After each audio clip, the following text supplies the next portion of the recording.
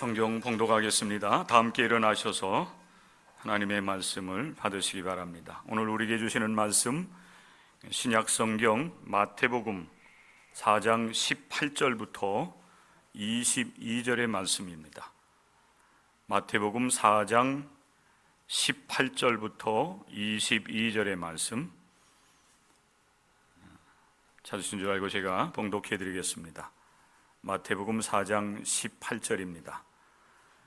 갈릴리 해변에 다니시다가 두 형제 곧 베드로라는 시몬과 그의 형제 안드레가 바다에 금을 던지는 것을 보시니 그들은 어부라 말씀하시되 나를 따라오라 내가 너희를 사람을 낚는 어부가 되게 하리라 하시니 그들이 곧 그물을 버려두고 예수를 따르니라.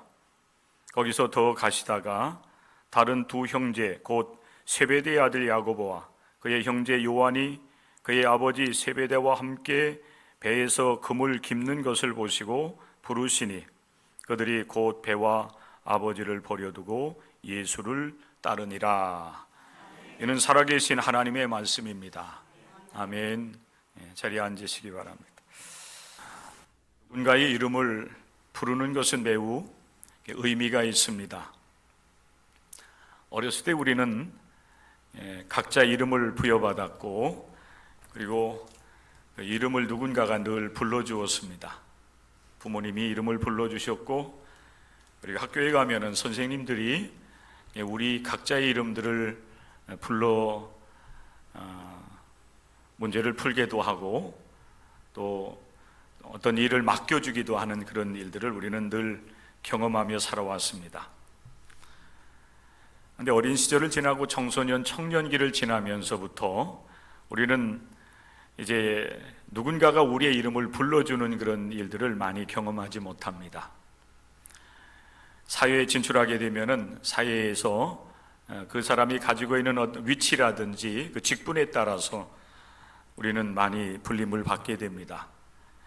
목사님 하는 그런 부름을 우리가 듣게 되고 또 장로님 이렇게 우리는 많이 부르게 됩니다.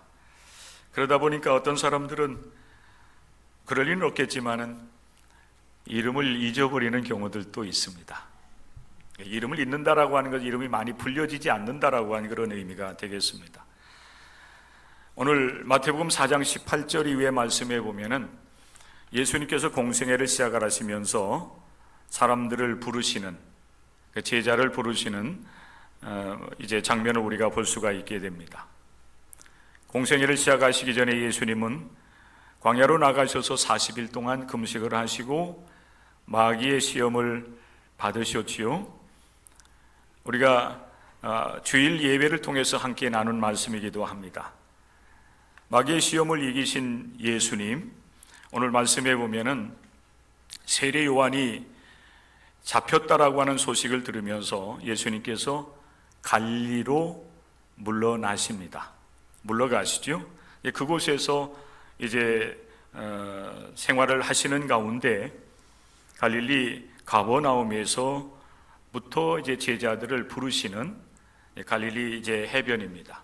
갈릴리 해변을 거니시면서 물고기를 잡고 있었던 어부들 중에 이제 두 형제 또 다른 형제를 부르시는 장면을 우리가 말씀을 통해서 함께 나누게 됩니다. 제자를 부르시는 주님, 어떻게 그 제자를 부르셨고 또 예수님은 왜 그 제자들을 부르셨는가? 그리고 오늘 우리에게 주시는 이 말씀이 오늘 이 시대를 살아가는 우리 기독교인들에게 있어서는 어떤 의미가 있는가? 말씀 속에서 하나님의 음성을 들으시고 이 말씀 앞에 여러분들이 또 새롭게 세워지는 예수님의 제자로서의 삶을 살아가는 하나님의 거룩한 백성들이 다 될 수 있기를 바랍니다. 오늘 우리가 함께 읽은 말씀 또 그리고 그 윗부분에 나오는 말씀을 보면은 예수님께서 갈릴리로 물러가셔서 그곳에서 생활을 하시는 가운데 공생애를 시작하시게 됩니다. 그 공생애의 처음이 제자들을 부르시는 일이었습니다. 특별히 갈릴리 해변을 다니시다가 이제 두 형제 또 다른 두 형제를 이제 불러내셔서 그들을 제자를 삼으시게 되는데, 예수님께서 제자를 처음으로 삼으시는 그 지역 갈릴리를 성경은 어떻게 표현하고 있는가, 그 말씀을 우리가 먼저 살펴보게 될 것입니다. 그 말씀을 보면은 오늘 이 시대에 우리가 하나님 앞에 택함을 받고 그리고 부름받은 하나님의 백성들로 살아가는 것이 얼마나 큰 은혜인지를 다시 한번 우리가 깨닫게 되는 은혜를 누릴 수 있게 됩니다. 갈릴리를 이방의 갈릴리라고 표현을 하고 있습니다. 그리고 그 갈릴리 지역, 스불론과 납달리, 그리고 이방의 갈릴리라고 표현을 하고 있는데, 그 지역을 흑암이라고 하는 표현으로 쓰고 있고, 그리고 사망의 땅이라고 표현하고 있고, 그리고 그곳을 그늘에 앉은 자들, 그늘이라고 표현을 하고 있는 것을 우리가 볼 수가 있습니다. 지리적으로 볼 때 이스라엘 수도인 예루살렘에서 멀리 떨어져 있을 뿐만 아니라 그 갈릴리라고 하는 그 지역이 평범한 보통 사람들이 살아가는 그런 지역은 아니었다라고 하는 사실입니다.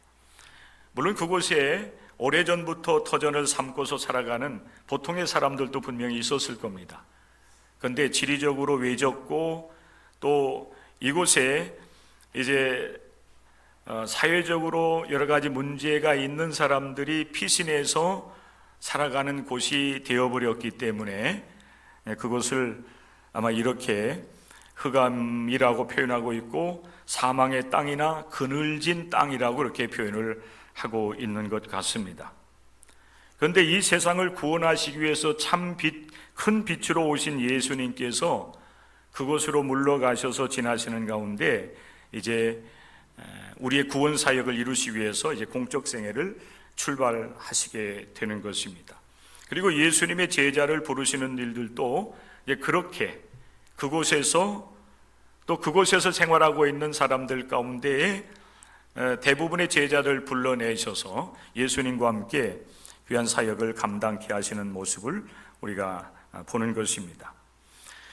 여러분, 그 말씀이 우리에게 소망이 된다라고 하는 것은 갈릴리라고 하는 그 지역적 어떤 특성, 그리고 그곳에서 이제 삶을 살아왔던 사람들 가운데 예수님의 제자로 부름을 받으면서 하늘 사역을 함께 감당해 나가고 있는 이 모습을 보면서 우리가 소망이 있다는 것입니다. 자, 여러분 보십시오. 예수님께서 40일 동안 금식하시고 마귀의 시험을 받으신 이후에 승리하셨습니다. 그리고 나서 이제 공생의 사역을 감당을 하시는데, 그 첫 설교가 회개하라 천국이 가까웠다라고 하는 설교였습니다. 우리가 2, 3주 전에 주일날 예배 시간을 통해서 세례 요한이 광야에서 이제 회개의 세례를 베푸는 말씀들을 우리가 함께 나눈 기억이 있습니다. 세례 요한이 외쳤던 말씀이 바로 예수님께서 공생에 처음 시작하시면서 외치시는 말씀과 여러분 똑같다고 하는 사실 우리가 발견을 하게 됩니다. 세례 요한이 먼저 회개하라 천국이 가까웠느니라 하면서 회개의 세례를 베풀면서 예수 그리스도의 구속 사역을 준비하는 그런 일들을 감당해 나가십니다. 그런데 그 세례 요한이 이제 붙잡히게 되고 감옥에 갇히면서 예수님께서 갈릴리로 이제 물러가셔서 생활하시는 가운데 예수님께서 그 말씀을 그대로 선포하십니다. 회개하라, 그 천국이 가까웠느니라. 세례 요한은 물세례를 베풀면서 이 외침을 하고 있지만은 예수님은 세례 요한이 예수님을 소개했던 것처럼 여러분 물과 불과 성령으로 이제 이 하나님 나라의 복음을 선포하는 일들을 감당해 나아가십니다. 우리는 기독교인으로서 이 땅 위에서 삶을 살아가면서 우리에게 주어진 이 신앙의 길을 어떻게 걸어갈 것인가, 또 우리 이 신앙 공동체가 무엇에 더 관심을 갖고 집중하면서 말씀을 가르치고 훈련받고 그 사명을 감당해 나가야 될 것인가, 이것은 여러분 예수님의 말씀 선포와 그분의 사역을 우리가 함께 말씀을 통해서 가르침 받고 또 그 말씀을 통해서 은혜 받으면서 우리가 발견할 수가 있습니다. 특별히 여러분 예수님께서 처음 설교하셨던 회개하라 천국이 가까이 왔다라고 하는 이 말씀이 예수님 사역의 핵심이라고 하는 사실, 첫 선포가 하나님 나라 하늘나라였고 그리고 마지막 예수님께서 구원 사역을 이루시고 부활 승천하시면서 그 제자들에게 사역을 맡기실 때에도 이 복음을 위임으로 하십니다. 너희는 이 하늘나라 복음의 증인이라고 하는 것입니다. 이 증인으로서 땅 끝까지 이 복음을 전하는 일에 너희들이 최선을 다해야 된다라고 예수님께서 그들에게 복음을 위임으로 하시면서 승천하시는 말씀이 마태복음 이제 마지막 부분에 나오고 있는 사실을 우리는 너무나도 잘 알고 있습니다. 예수님의 사역의 핵심은 하늘나라입니다. 세례 요한의 그 회개의 세례를 베푸는 그런 말씀을 여러분과 같이 나누는 가운데서 나눌 때에도 여러분들에게 말씀드렸던 것입니다. 하늘나라. 성경은 이제 한자로 천국이라고 하는 그런 표현을 쓰고 있습니다. 그 천국이라고 하는 말을 우리말로 여러분 표현을 하면은 하늘나라인 겁니다. 하나님께서 함께 하시는 하나님의 나라, 하늘나라가 이 땅 위에 임하고 있다. 특별히 여러분 예수 그리스도를 통해서 하나님의 나라가 이 땅 위에 이루어지고 있음을, 그리고 그 하나님의 나라는 온전히 이 땅 위에 또한 이루어질 것이라고 하는 믿음을 가지고 여러분들이 이 영적 생활을 오늘도 출발하시고 또 한 주간 동안도 또 일생을 여러분 다 하면서 그 하나님 나라를 소망하면서 삶을 살아갈 수 있기를 주님의 이름으로 간절히 부탁을 드립니다. 예수님은 그 하나님 나라를 꿈꾸며 이 세상에 오셨어요. 하나님의 말씀이 선포되어지고 그 말씀을 듣는 사람들이 그 말씀을 마음으로 받고 그 말씀을 따라가는 그 세상, 정말 하나님의 나라가 온전하게 이루어진 세상을 꿈꾸며 예수님께서 이 세상에 오셔서 공생애를 감당하시는 것입니다. 그래서 회개하라 천국이 가까웠다, 천국이 너희 안에 이미 임하였다라고 외치셨고, 그리고 하나님과 함께하는 삶을 예수님은 실천해 나아가십니다. 모든 사람들이 하나님 안에서 평등함을 말씀을 하시고, 특별히 소외되고 고통받는 그런 어려움당하는 이웃들을 찾으시며 그들을 위로하시고 그들을 회복시켜 주시는 사명들을 예수님께서 감당해 나아가십니다. 그분이 친히 그런 하나님의 나라를 실천할 뿐만 아니라 그 하나님의 나라를 이 온 세상 가운데 이루어 나아가기 위해서 복음 사역을 감당해 나가시는 겁니다. 그래서 그 하늘나라 사역을 위해서 예수님께서 제자들을 불러내시는 것입니다.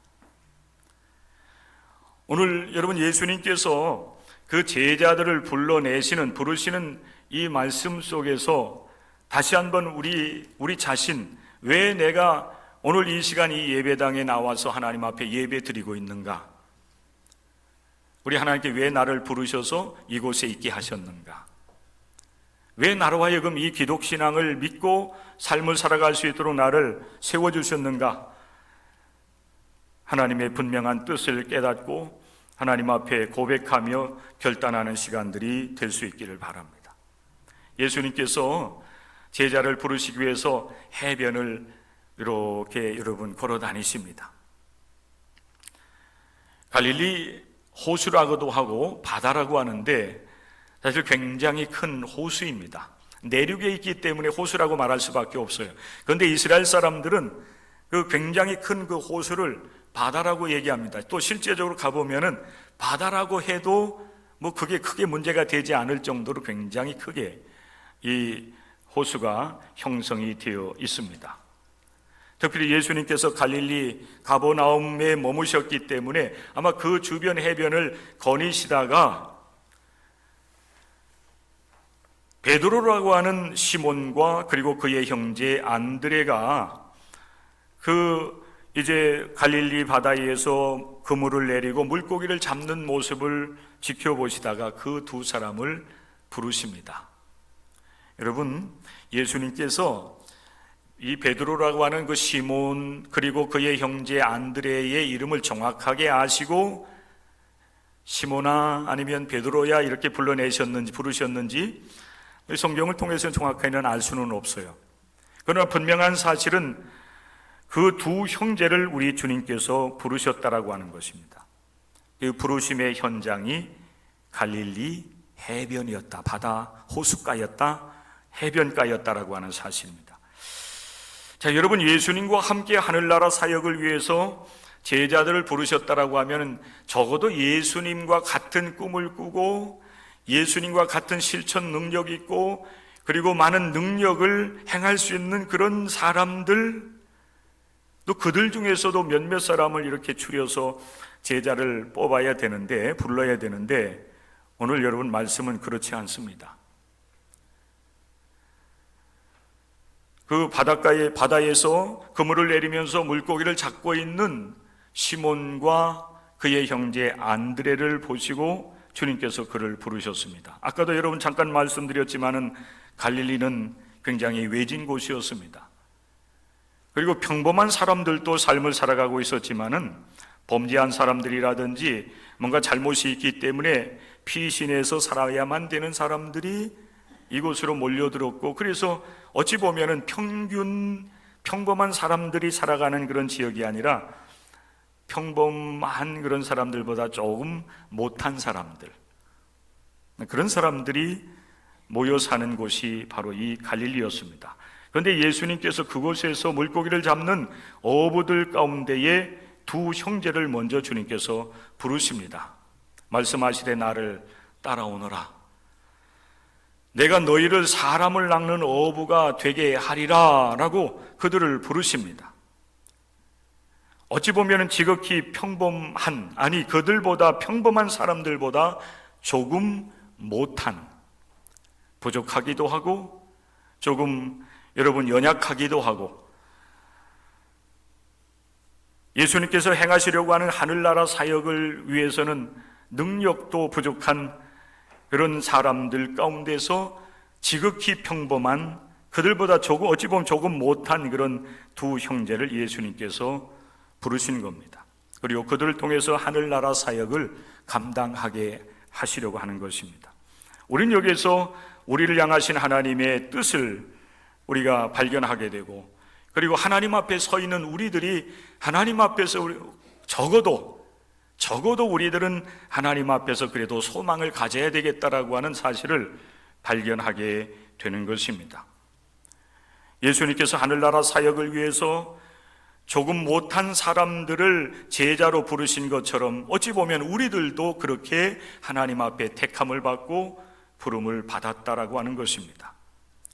지극히 평범한, 그보다 조금 연약하고 그보다 조금 부족하고 정말 평범하기 그지없는 사람들 가운데 나를 택하셔서 우리 하나님께서 불러 하나님의 백성 삼으셨다는 것입니다. 여러분, 제가 이런 말씀을 드릴 때 어떤 사람들은 나는 그렇지 않은데요, 나는 평범한 사람보다 조금 나은데요 라고 이렇게 스스로 생각하는 사람이 있을지도 모르겠어요.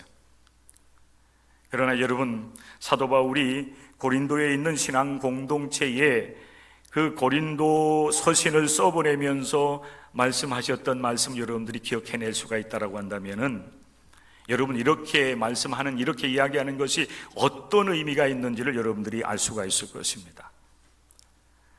사도 바울이 이렇게 고린도 서신의 표현을 하고 있습니다. 형제들아, 너희를 부르심을 보라. 육체를 따라 지혜로운 자가 많지 아니하며 능한 자가 많지 아니하며 문벌 좋은 자가 많지 아니하도다. 그러나 하나님께서 세상에 미련한 것들을 택하사 지혜 있는 자들을 부끄럽게 하시고 세상에 약한 것들을 택하사 강한 것들을 부끄럽게 하시며 하나님께서 세상에 천한 것들과 멸시받는 것들과 없는 것들을 택하사 있는 것들을 폐하려 하시나니. 그랬어요. 고린도 공동체가 여러분 이런 사람들로 채워져 있었다는 겁니다. 여러분 어찌 보면 오늘 이 시대에 우리 교회에 속해 있는 우리들 모습도 여러분 이러할 수도 있겠습니다. 평범한 사람들이라면 그래도 괜찮은데 그보다 못한 것들이라고까지 표현을 하고 있어요. 물론 번역을 그렇게 해놔서 여러분 그렇게 우리가 말씀을 읽을 수 있겠지만은 여러분 실제적으로 사도 바울이 표현하고자 했던 우리들의 모습이 바로 이렇다는 것입니다. 미련한 것 이렇게 표현하고 있잖아요. 또 세상에 약한 것 이렇게 표현을 하고 있습니다. 천한 것들, 멸시받는 것들, 없는 것들. 여러분 그런 반면에 세상 복음을 들음에도 불구하고 그 복음을 받아들이지 아니하는 세상 사람들을 향하여서는 제가 이렇게 높여 부른다라고 하면은 그들은 지혜로운 분들 이렇게 표현되는 겁니다. 약한 것들이 아니라 강한 분들, 천한 것들이 아니라 아주 귀한 분들. 그런데 우리는 복음을 받고 복음을 따라 삶을 살아가는 우리들은 것들이라고 표현하고 있는 사도 바울의 분명한 의도를 우리는 읽을 수 있어야 되겠습니다. 사랑하는 성도 여러분, 예수님의 제자들도 평범한 사람들보다 못한 사람들을 부르셔서 그들을 제자 삼고 그들과 함께 하늘 사역을 우리 예수님께서 감당하기를 원하셨던 것입니다. 그렇기 때문에 우리는 하나님 앞에 설 때에, 그리고 우리 예수님 앞에 설 때에 소망 가운데 설 수가 있는 거예요. 나는 부족하고 나는 연약하고 나는 능력이 없지만은, 그러나 우리 하나님께서 이렇게 연약하고 부족하고 능력 없는 나를 통해서 하나님 나라의 귀한 사역을 감당하게 하시려고 나를 불러 세워주셨다고 하는 사실을 깨닫게 될 때 우리는 하나님 앞에 겸손하게, 비록 나는 부족하지만은 전능하신 하나님이, 전능하신 우리 주님께서 나를 불러 주님의 귀한 일꾼으로 쓰시고자 나를 부르셨기 때문에 우리는 소망 가운데 주어진 사명들을 감당해 나갈 수가 있는 것입니다. 사랑하는 성도 여러분, 주님께서 여러분을 불러 하나님의 거룩한 백성 삼으셨음을 기억하고 하나님께 감사하는 시간이 될 수 있기를 주님의 이름으로 간절히 축원합니다. 예수님께서 여러분 그 시몬과 안드레 그리고 세베대의 두 아들 야고보와 요한을 왜 부르셨을까요? 오늘 말씀해 보면 그들을 사람을 낚는 어부가 되게 하리라고 말씀하시면서 불러내십니다. 사실 이들은 어부로서 물고기 잡는 일에 있어서는 굉장히 탁월한 능력이 있는 사람들이었어요. 언제 어느 때 그물을 내리면은 물고기를 잡을 수 있다라고 하는 사실을 경험적으로 너무나도 잘 알고 있는 그런 사람들이었습니다. 그 누구 못지 아니하게 그 일에는 탁월한 능력을 발휘할 수 있는 사람들이었습니다. 그런데 그들을 부르시면서 주님께서 말씀을 하시는 겁니다. 내가 너희를 사람을 낚는 어부가 되게 할 것이다. 그 부름에 두 형제들 또 다른 형제들이 응답을 하는 것이지요. 이미 어부로서의 많은 경험과 탁월한 능력이 있는 사람들을 부르셔서 또 어부가 되게 하시겠다라고 하는 이 말은 뭔가 여러분 모순이 있는 것 같아요. 그러나 여러분 가만히 살펴보면 이 말씀은 여러분 단순하지가 않습니다. 어부인 그들을 또 어부가 되게 하시겠다, 더 능력 있는 어부가 되게 하시겠다는 그런 말씀은 아닌 것 같아요. 이미 어부인 그들을 무슨 어부가 또 되게 하겠습니까? 그런데 가만히 여러분 살펴보면은 이 말씀은 물고기를 잡는 어부가 아니라 사람을 낚는 어부가 되게 하시겠다는 겁니다. 단순하지가 않아요. 엄청난 말씀입니다. 평범하게 물고기를 잡는 어부로서의 삶을 살아가는 그들을 부르셔서 우리 예수님께서 사람을 낚는 어부가 되게 하시겠다는 거예요. 여러분 이게 무슨 의미가 있습니까? 이것이 왜 여러분 엄청난 여러분 말씀입니까? 오늘 우리 하나님 앞에 예배하며 서 있는 우리들을 우리 하나님께서 하늘나라 일꾼으로 부르시겠다라고 하는 겁니다. 쓰시겠다는 거예요. 그래서 여러분들을 불러내신 것입니다. 나는 어부가 아닌데, 나는 일평생 집안에서 가정 식구들을 돌보고 가정을 이끌어가는 그런 일만 했는데 내가 어떻게 어부로서의 역할을 감당할 수 있겠는가? 사실 여러분, 우리로서는 그 감당할 능력이 없는 겁니다. 평범하지도 못한, 오히려 그보다 못한 그런 연약한 자로서 하나님 앞에 서 있는 우리들이 어떻게 이 엄청난 그런 일들을 우리가 감당할 수 있겠는가? 사실 여러분, 물고기 잡는 일에 탁월한 능력이 있었던 시몬과 그리고 그의 형제 안드레, 그리고 세베대의 두 아들들도 마찬가지였을 겁니다. 어떻게 사람을 낚을 수 있겠는가?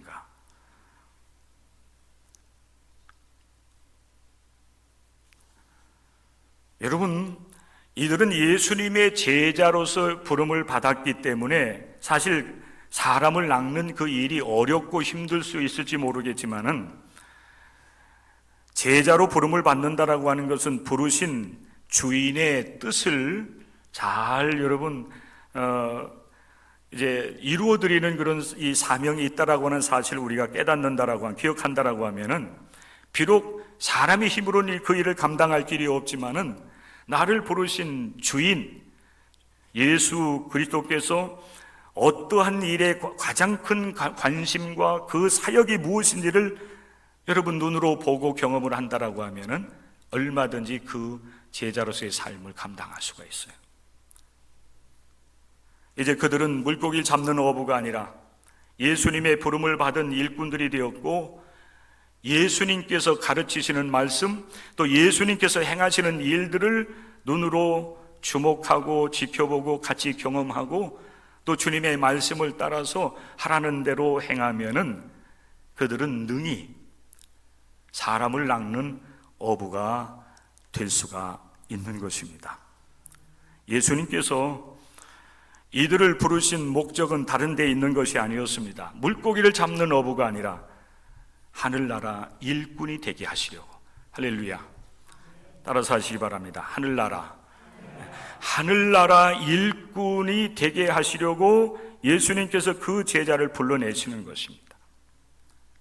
예수님께서 어떤 말씀을 하시는가 관심을 갖고 귀를 기울이는 일부터 시작이 될 거예요. 또 예수님께서 하늘나라 사역, 하나님 나라를 어떻게 선포하시고 하나님 나라가 이 땅 위에 임하고 있다고 하는 사실을 증거하기 위해서, 증명하시기 위해서 예수님은 어떤 일들을 행하시는가를 주목하고 예수님께서 행하시고 말씀하시는 대로 행하면 되는 거예요.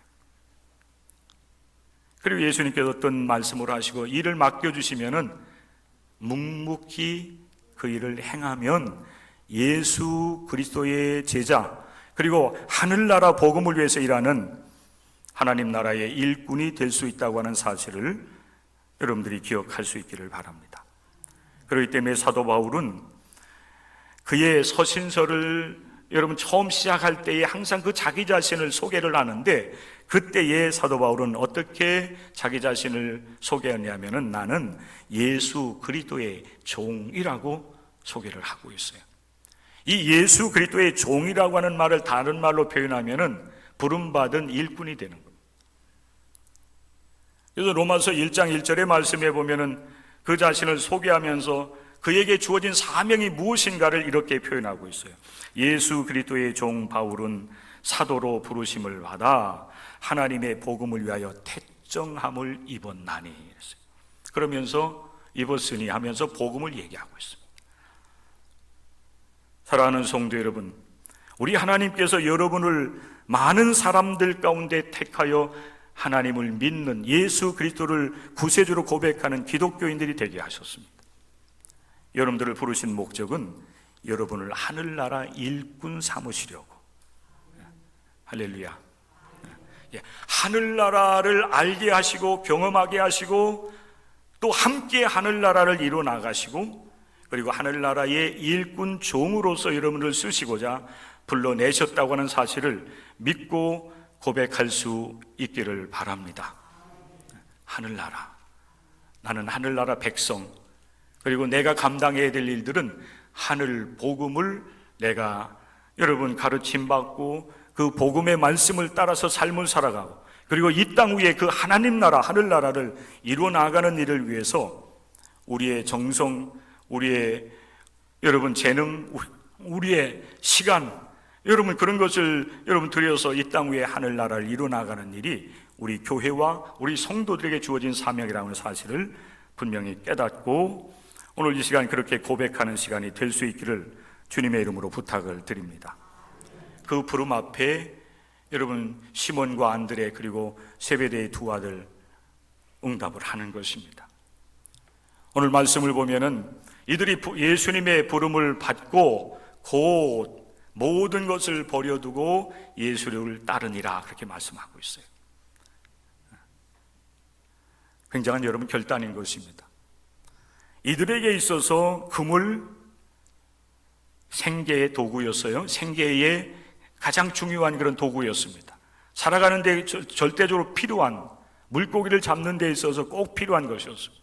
그런데 여러분 시몬과 안드레가 예수님의 부름을 받고 곧 그 그물을 버려두고 예수를 따릅니다.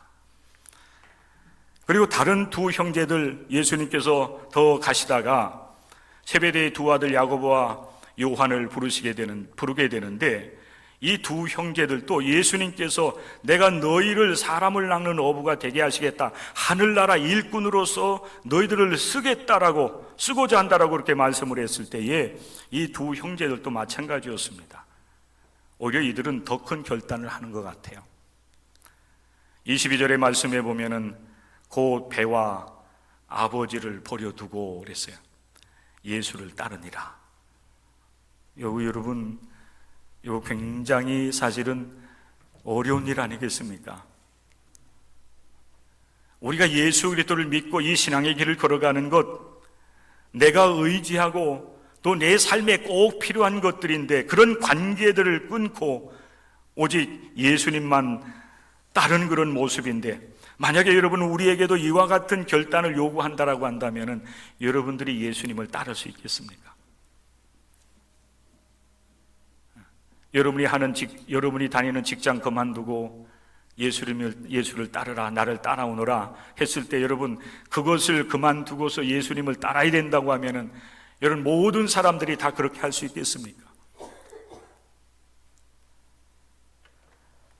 물론 이들의 부름은 예수 그리스도의 사도로서 특별하게 부름을 받는 그런 상황이기 때문에 이들은 그렇게 여러분 분명히 했습니다. 그러나 오늘 이 시대에 우리들도 얼마든지 우리 주님, 우리 하나님을 여러분 위하고 여러분 복음을 위해서 헌신하는 일을 위해서 우리들도 얼마든지 이러한 결단을 하면서 하나님 앞에 나설 수가 있습니다. 오늘 여러분 여기에서 말씀을 하고 있는 이 부름받은 그 예수님의 제자들이 그물이라든지 배와 그리고 그를 낳아주시고 길러주신 아버지를 버려두고서 예수를 따르는 이런 그 모습들은 사실 우리가 다 이렇게 할 수는 없을지도 몰라요. 그러나 여기에서 우리에게 주시고자 하는 말씀은 무엇입니까? 하늘나라, 하늘 복음, 또 하나님을 위해서 일하고 헌신하는 이 일들이 세상 그 어떤 것보다 더 귀하다고 하는 사실, 그 사실을 우리에게 말씀을 해주고 있는 것입니다. 그런데 이 부름받은 두 형제들은 하나님 나라 사역을 위해서, 복음을 위해서 그렇게 세상의 것들을 일단 정리를 하고서 하늘나라를 위해서, 또 하늘나라 복음 사역을 위해서 자신들의 삶을 하나님께, 예수님께 구별해 드리고 있다고 하는 사실이 너무나도 소중한 것입니다. 성도 여러분, 오늘 이 시간 우리들도 이 예배당에 나와 있습니다. 이 예배당에 여러분들이 나와서 하나님 앞에 예배 드리는 이 시간을 구별해서 하나님을 영화롭게 하기 위해서 여러분들도 나름대로 결단을 했습니다. 예배 드리기 전에 여러분들이 어떤 마음으로 어떻게 준비하고 이곳에 나왔는지 여러분 저는 잘 알 수가 없습니다만은, 그러나 분명한 사실은 이 한 날 또 이 한 시간을 우리 하나님 앞에 구별해 예배 드리기 위해서 여러분들은 나름대로 결단하고 내려놓았습니다. 여러분들이 하던 일을 멈추었고 또 여러분들이 행하던 일들을 멈추고 나름 버릴 것 버리고 끊을 것 끊고 우리 하나님 앞에 나와서 이 시간 하나님을 예배하는 것입니다. 버려두고 예수님을 따르는 결단을 했습니다.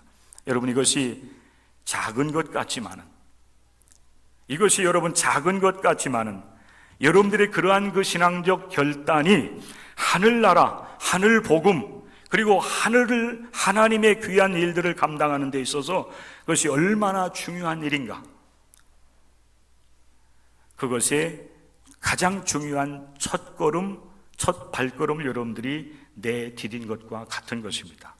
작은 것이라 할지라도 이러한 신앙적 결단을 통해서 하나님 앞에 여러분 자신을 드리고 여러분의 시간과 재능을 들여서 하나님 나라를 위해서 여러분들이 헌신할 수 있다라고 한다면 그런 작은 신앙적 결단들이 모아져서 이 땅 위에 하나님의 뜻이 펼쳐지고 이 땅 위에 하나님의 평화와 그리고 구원의 역사가 이루어지는 놀라운 일들이 일어나게 될 줄로 믿습니다. 그런 결단을 지속적으로 해 나갈 수 있기를 바랍니다.